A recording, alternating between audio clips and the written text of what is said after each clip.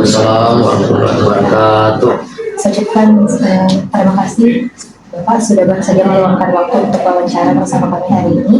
Perkenalkan saya Hadijah. Ini rekan-rekan saya ada Asya, Dia, Juan, Jibran, Ajwadi, dan Samsul Fahri. Kami dari Prodi Pendidikan Bahasa Inggris Fakultas Kegurauan dan Ilmu Pendidikan Universitas Sulawesi. Sebelum kita mulai, mohon izin Bapak bisa memperkenalkan diri terlebih dahulu. Terima kasih. Nama saya Ilham STMM. Selaku Kepala Tata Usaha. Jadi sesi wawancara ini merupakan bagian dari tugas kami dari mata kuliah Administrasi dan Manajemen Sekolah. Jadi tentu saja wawancara kami kali ini akan membahas seputar pengorganisasian yang ada di sekolah, mulai dari organisasi, sarana prasarana, kurikulum, sampai ke akreditasi. Baik, kalau begitu kalau Bapak sudah siap bisa kita mulai. Pertanyaan pertama, membahas struktur organisasi sekolah. Bagaimana struktur organisasi sekolah ini disusun? Kalau struktur organisasi sekolah disusun itu berdasarkan pada saat kita rapat kerja. Jadi disitu semua disusun mulai dari organisasi, visi misi, punya tugas-tugas untuk 1 tahun ke depan disusun pada saat rapat kerja.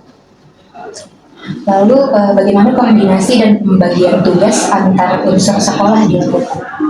Seperti tadi, pada saat di rapat kerja kita sudah ada pembagian job masing-masing. Nah, di situ kalau perlu ada pemilihan lokasi, kami sekarang ada lokasi. Jadi pada saat rapat kerja di situ dibagi tugas-tugas dan job masing-masing. Lalu untuk pola pengelolaan organisasinya, menurut Bapak bagian mana yang sudah berjalan baik selama ini dan mana yang masih perlu diperbaiki? Kalau yang berjalan dengan baik, alhamdulillah hampir kurang lebih 80% berjalan baik.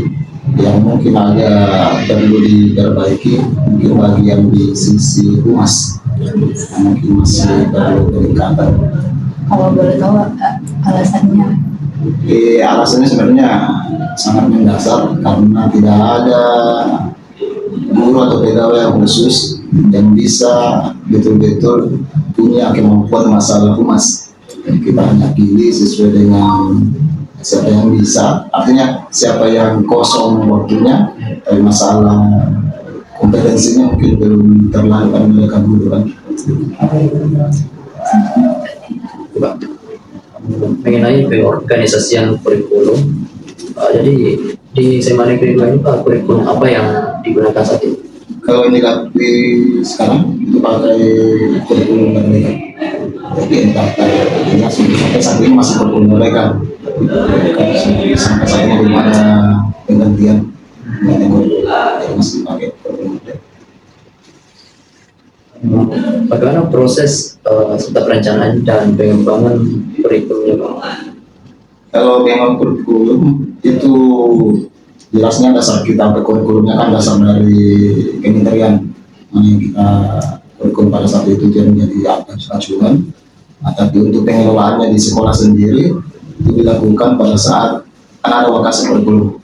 Jadi dia yang kelola terus bersama timnya untuk memanage tentang kurikulum itu sendiri. Selanjutnya mengenai tantangan, apa tantangan utama dalam penerapannya di dalam kelas? Seperti tadi, artinya kalau untuk penerapan kurikulum di sisi dari gurunya sendiri itu sebenarnya masih butuh peningkatan kompetensi dan lagi peningkatan kompetensi untuk bagaimana menerapkan, apalagi kan kurikulum itu setiap saat berubah. Iya Pak. Jadi kita ini sebagai pendidik harus menyesuaikan. Kadang setahun pergantian kabinet, ganti lagi menteri, ganti lagi kurikulum. Nah, itu yang sebenarnya bikin pusing. Itu jadi tantangan. Tantangan ya. Tapi tetap harus kita laksanakan. Oke, mengenai pengorganisasian besar tadi, jadi bagaimana prosedur PPDB dan kriteria?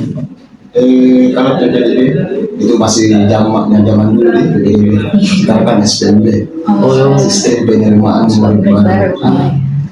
Jadi kalau masalah tata kelolanya kembali lagi kita tetap menunggu acuan dari dinas pendidikan dan kementerian seperti apa dasarnya itu dasar pokoknya.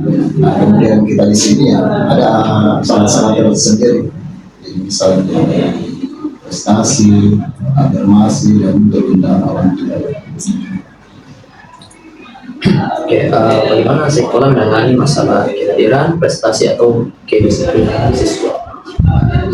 Kalau kehadiran, kedisiplinan, prestasi itu kan bagian dari kesiswaan itu sendiri, arti dari lokasi kesiswaan. Setiap saya tidak bisa berbicara lebih luas masalah cara pelaksanaan kedisiplinan, karena yang punya wewenang itu sebenarnya dari lokasi kesiswaan. Mereka ada tim untuk masalah kedisiplinan dan prestasi. Jelas bahwa ada tim juga guru, tim pembimbing, ada semua publikasinya di apa itu prestasi SMA Nurjaya.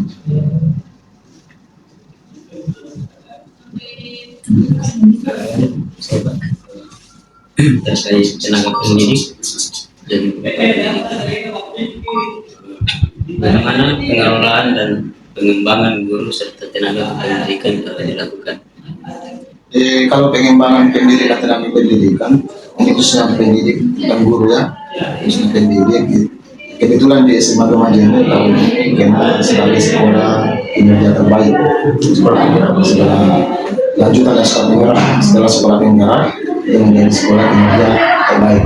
Jadi guru itu diwajibkan mengikuti masalah coding dan pembelajaran mendalam. Disitulah kesempatan untuk peningkatan kompetensi lagi coding masuk di kurikulum. Sebenarnya kena ada dua sekolah di tempat remaja, SMA Pambuang sama SMA Remaja kinerja terbaik. Di situ kita kesempatan untuk pengembangan kompetensi dulu. Di samping kita tetap ada workshop IHT di sekolah. Tetap ada dari internal. Tetap ada dari internal. Jadi implementasi dari guru yang mengikuti pelatihan, mereka terapkan di sekolah. Oh, terkait itu Pak, ada tidak tantangan yang dihadapi misalnya? Kalau laki-laki kalau tantangan dari internalnya sendiri, artinya ini kan masalah peningkatan kompetensi, apalagi masalah coding, biar semua orang memahami. Yang ikut saja jadi peserta pelatihan dengan waktu yang lumayan singkat, ya, tidak mungkin kan 100% akan memahami ilmunya. Jadi tantangannya sebenarnya butuh pelatihan yang berkesinambungan. Seperti itu.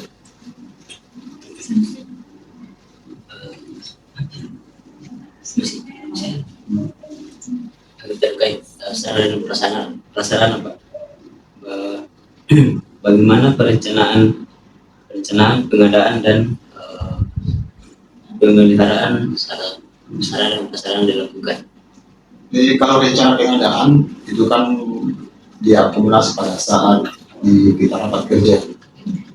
Dari hasil dari rapat kerja itu diusulkan semua dari bidang, utamanya di sarana itu diusulkan apa-apa yang akan dilaksanakan untuk 1 tahun ke depan. Kemudian ditindaklanjuti ke dalam rapat penyusunan anggaran. Itulah saya juga selaku bendahara. Jadi dasar penyusunannya itu usulan-usulan dari sarana itu kemudian dituangkan dalam perencanaan. Kemudian pemeliharaan itu semua dituangkan di dalam perencanaan pada saat rapat kerja.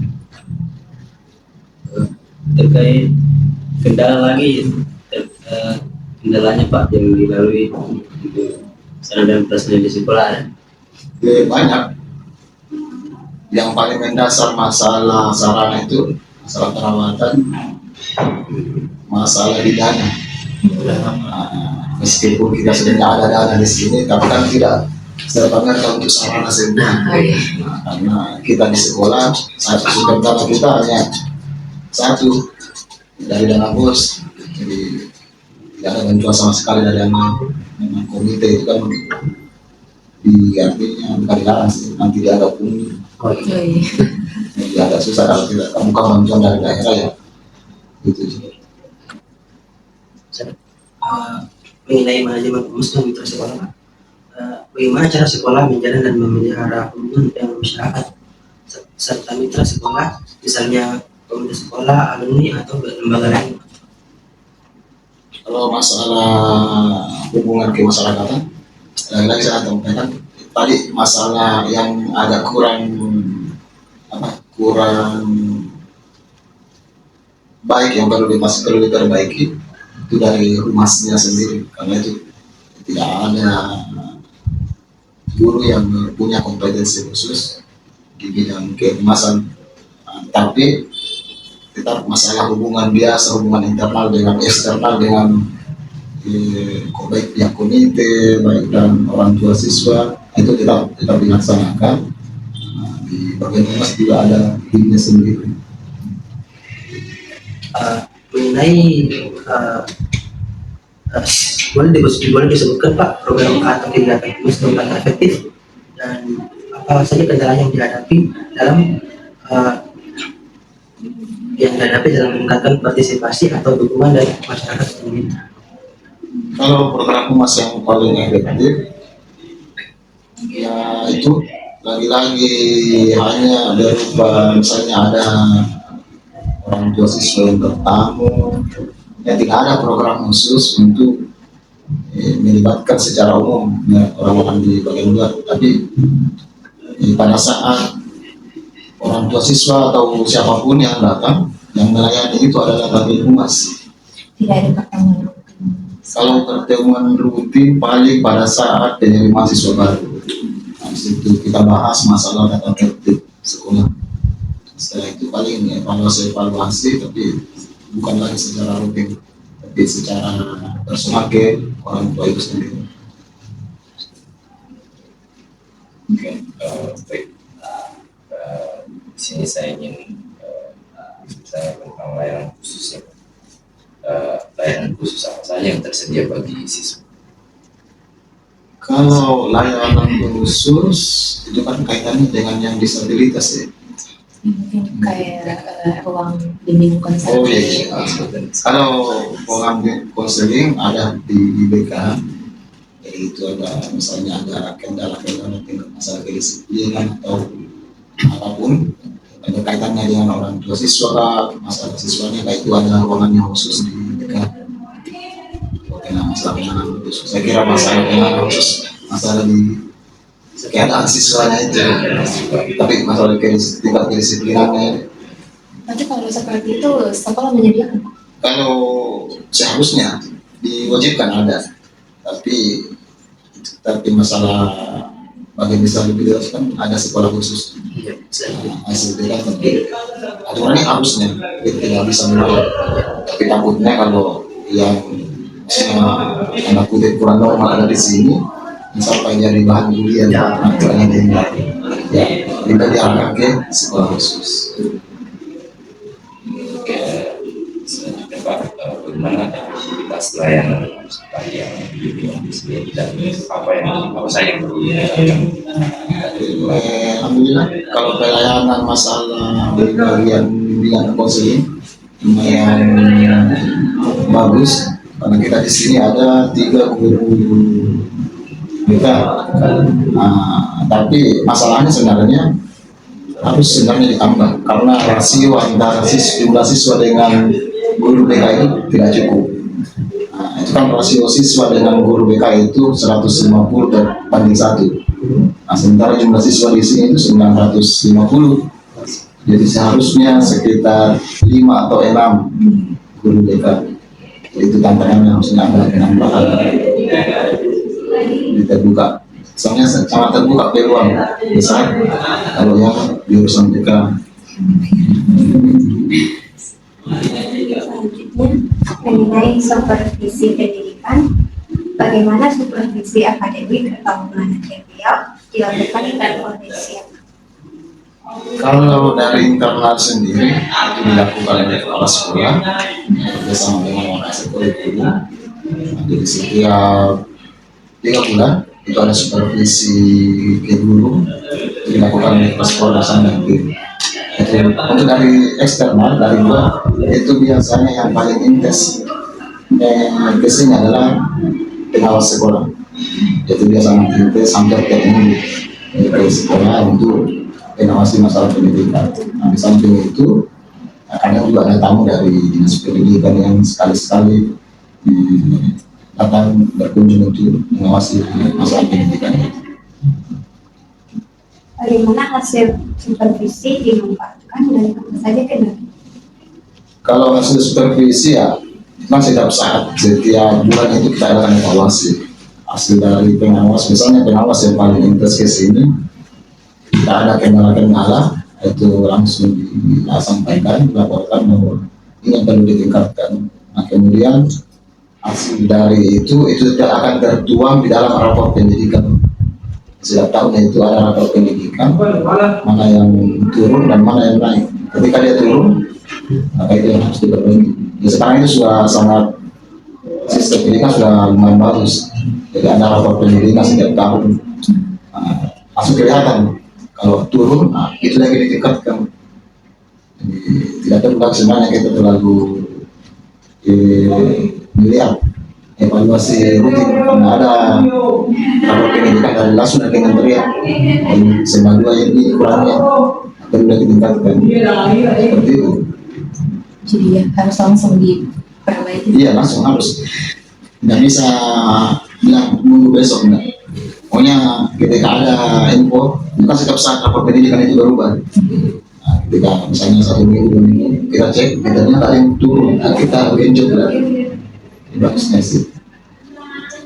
Oke, ini terkait akreditasi sekolah. Jadi apa status akreditasinya sekolah saat ini? Untuk saat ini akreditasi sekolah itu kita di A, berlaku sampai 2029. Dan terakhir itu apa kekuatan dan kelemahan utama yang ditemukan dalam akreditasi terakhir? Semuanya kuat, karena tidak mungkin pemerintah akan memberikan kita akreditasi A kalau dianggap masih ada yang kurang. Artinya kita untuk nilai 100 itu kan mungkin hal yang mustahil. Jadi rentang 90-95 itu merupakan nilai untuk nilai A diberikan oleh pemerintah. Artinya bahwa SMA 2 sudah layak, untuk menerima nilai itu dan bisa dipertanggungjawabkan.